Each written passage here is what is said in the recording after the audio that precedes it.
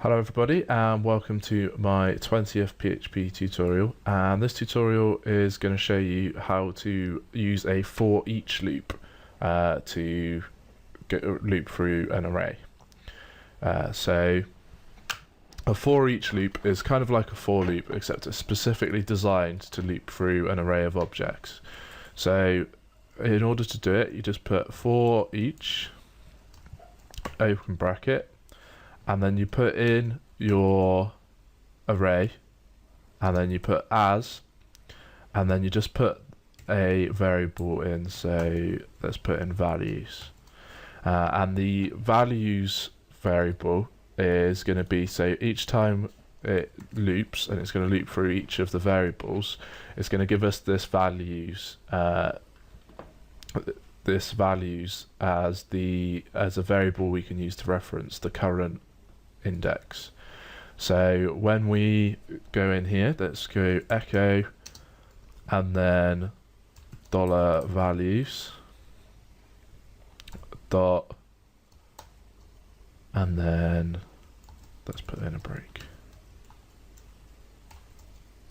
semicolon, and so now when we run this, it's going to put out all of our ages for us. And it'll work on an indexed way as well, these for each loops, so they're a lot simpler to reference, less chance of getting them wrong because they are simpler. If we want to have the Greg, Beth, Graham, Bruce show up as well, then you put an equals and a greater than sign here, which is kind of points to, and then $keys, and then you can reference your keys as as another variable that will show you what the index is. So the .keys, and then the value is, and then save, and then refresh over here, and then it's going to say the value is such and such, the value is such and such, the value is such and such, the value is such and such. Let's put in our ages first because I've actually told you it the wrong way around.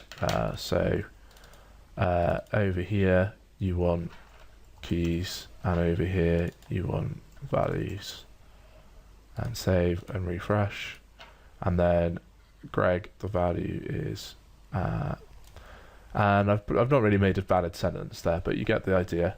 So if you want to be able to reference the keys as well, then just put $keys at the start, and then equals greater than, and then you put your values array variable in there. So that's how you use a for each loop. If you've got any questions, drop them in the comments below, or go onto our forum and put them in there. And thanks for listening, and I hope to catch you in the next tutorial.